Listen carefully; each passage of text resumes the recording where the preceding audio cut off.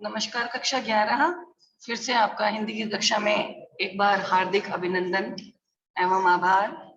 हमने अपनी कल की कक्षा में कृष्णा शोभती के द्वारा लिखे गए पाठ नसीरुद्दीन शाह, जो उनका एक साक्षात्कार है, जो शब्द चित्रमयी विद्या के द्वारा प्रस्तुत किया गया है। हम हाशमत नामक उनकी पाठ जो पुस्तक है, संग्रह है, उसमें से लिया गया है।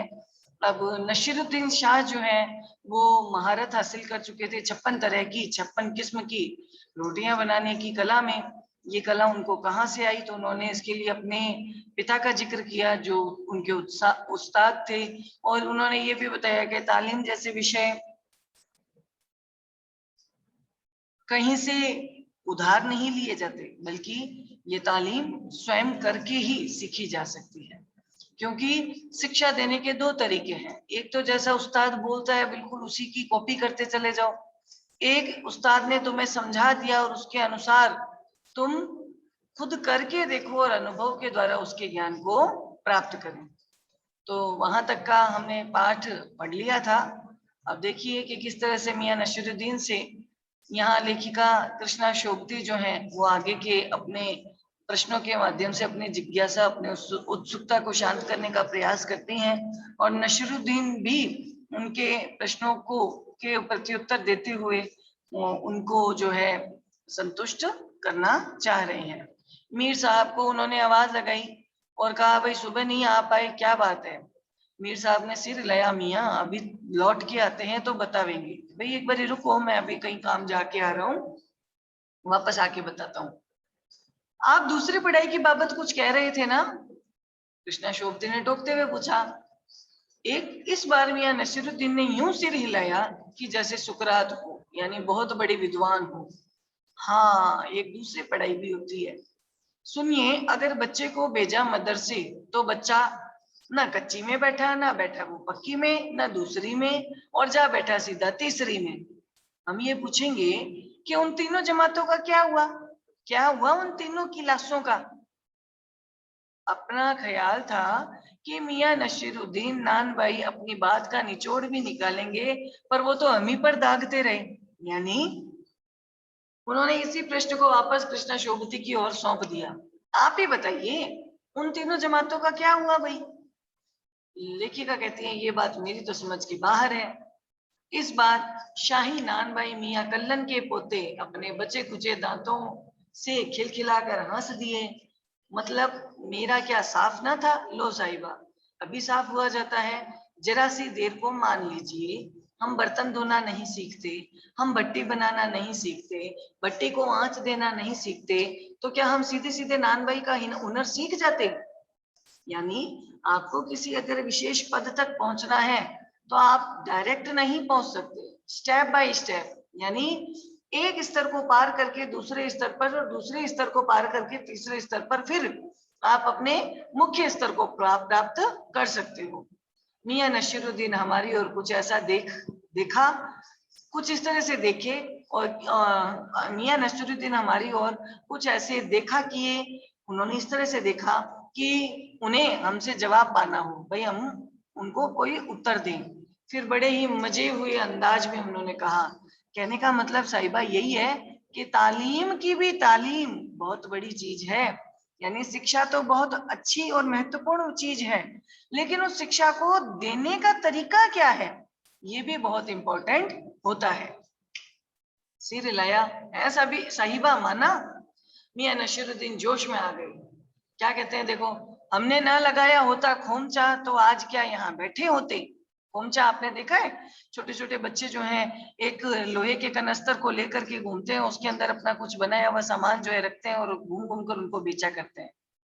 मियाँ को खोमचे वाले दिनों में भटकते देख हमने बात का रुख मोड़ा। भाई वो अपनी पुरानी बातों में, पुराने अनुभवों में खो जा रहे थे। तो लेखिका ने उनका ध्यान फिर से अपनी ओर आकर्षित किया।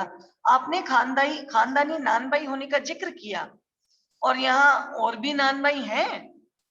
मियाँ ने घूरा, बहुतेरे हैं पर खानदानी नहीं है।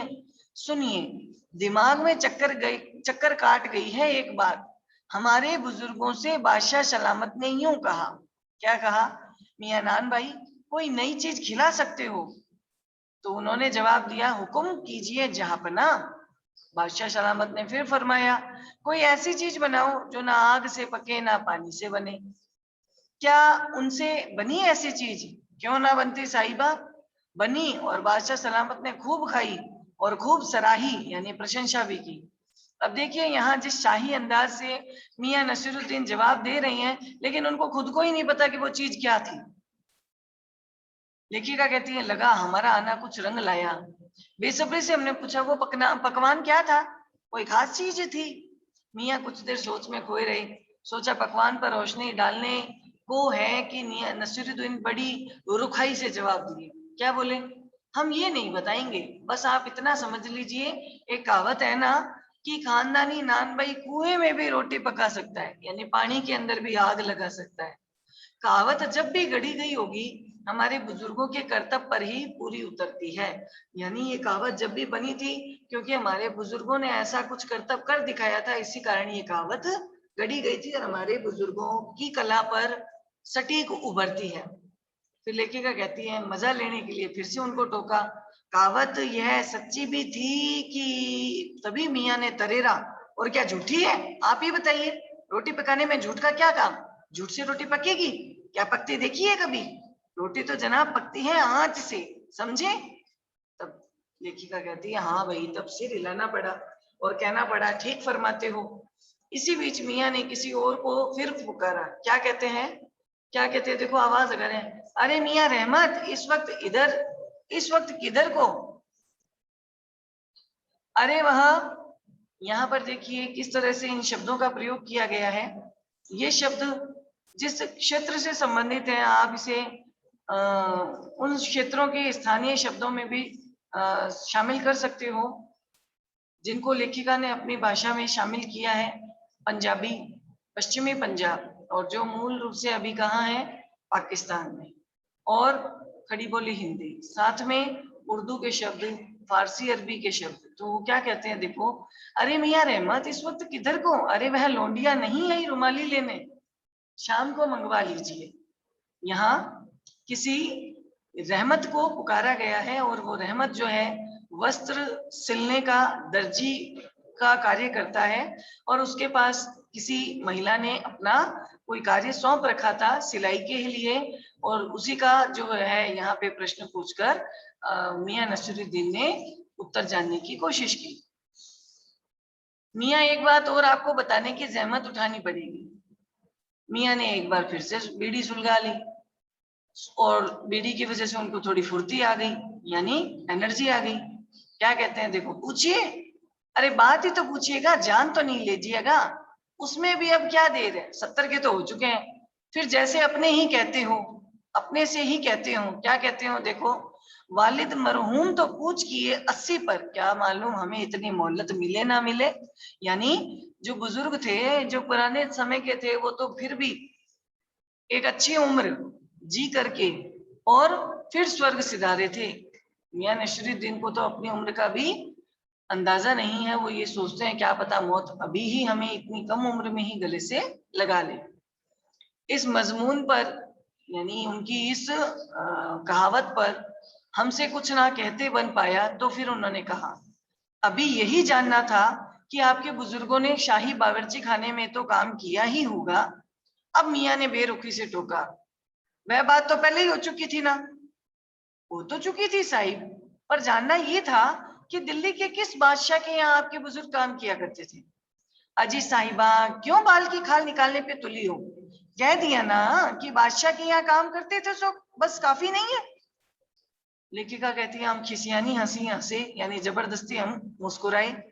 है तो काफी, पर जरा नाम ले लेते तो उस वक्त से उसे वक्त से मिला लेते, भाई किस समय के आपके बुजुर्ग रहे होंगे। वक्त से मिला लेते? खूब, पर किसे मिलाते जनाब आप वक्त से? मियाँ हंसे और हमारी ही खिल्ली उड़ा दी। वक्त से वक्त को किसी ने मिलाया है आज तक? खैर पूछिए, किसका नाम जानना चाहते हैं? दिल्ली के बादशाही का ना? उनका नाम कौन नहीं जानता? जहां पना बादशाह सलामत ही। अब फिर से लेखिका कहती है, कौन से? बहादुर शाह जफर की? अब मियाँ ने फिर से खिंचकर कहा, फिर अलट पलट के वही बात, लिख लीजिए बस यही। आपको कौन सा बादशाह के नाम चिट्ठी रुक्का भेजना है, कि डाकखाने वालों के सही नाम पता देना जरूरी है?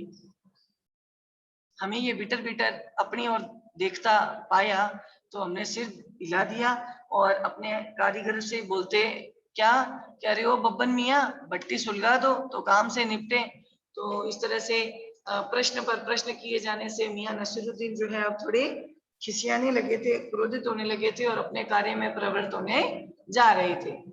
ये बब्बन मियाँ कौन है साहिब, फिर से प्रश्न किया लेखिका ने। मियाँ ने रुखाई से जैसे फांकी काट दी, यानी अपनी कन्नी काट ली हो, अपना पल्लू झाड़ लिया हो, उनसे दूरी बना ली हो। क्या कहते हैं, अपने कारीगर हैं और कौन होंगे। मन में आया पूछ ले आपके बेटे बेटियां हैं, पर मियां नसरुद्दीन के चेहरे पर अब किसी दबे हुए अंधड़ के आसार देखकर हमसे ये बात छेड़ने का फैसला नहीं बन पाया। इतना ही कहा, ये कारीगर लोग आपकी शागिर्दी करते हैं, शागिर्दी यानी आपके अंडर में रह करके आपके शिष्य बन करके आपसे कार्य सीखते हैं। खाली शागिर्दी ही नहीं साहिबा, दिन के मजूरी भी देता हूँ। खाली ये ऐसे शिष्य बनकर के मेरे से ये काम का हुनर ही नहीं सीखते, बल्कि मैं इनको इनके कार्य को करने के लिए मेहनताना और वेतन भी देता हूँ। 2 रुपये मन आटे की मजूरी, यानी अगर 1 मन आटा ये गूंदते हैं तो रोटियां पकाते हैं तो उनको इतने का मैं 2 रुपया देता हूँ। और 4 रुपये मन मैदे की मजूरी, और अगर 1 मन मैदे की रोटियां बनाते हैं तो उनको 4 रुपए देता हूँ। हाँ, ज्यादातर भट्टी पर कौन सी रोटियां पका करती हैं। मियाँ को अब तक इस मजमून में कोई दिलचस्पी बाकी नहीं रही थी, यानी इस बात पर उनको कोई रुचि ही नहीं थी। फिर उन्होंने हमसे छुटकारा पाने के लिए कहा, क्या कहते हैं देखो।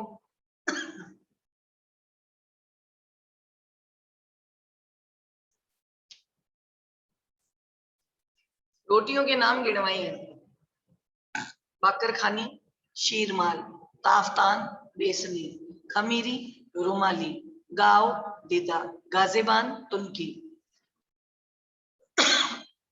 फिर तेवर चढ़ाकर हमें घूर कर कहा, तुनकी जो है ना वो पापड़ से भी ज्यादा महीन होती है, महीन। हाँ, किसी दिन खिलाएंगे आपको। एकाएक मियाँ की आंखों के आगे कुछ कौन गया, यानी अचानक उनको कुछ याद आया। एक लंबी सांस भरी और किसी गुमशुदा याद को ताजा करने के लिए कहा, क्या कहते हैं, उतर गए वो जमाने, यानी वो तो समय ही चला गया, और गए वो कद्रदान। और ऐसे इस कला की तारीफ करने वाले, इस कला को अच्छे तरह से परख करने वाले लोग भी, कद्रदान भी चले गए, जो पकाने खाने की कद्र करना जानते थे। मियाँ अब क्या रखा है, निकाली तंदूर से, निगली और हजम। इस तरह आज की कक्षा में अपने मियाँ नसरुद्दीन के साक्षात्कार और उनके हुनर के विषय में वाकिफ हो चुके हैं। कल इनके अभ्यास प्रश्नों पे चर्चा की जाएगी। आज की कक्षा में इतना पर्याप्त है। धन्यवाद।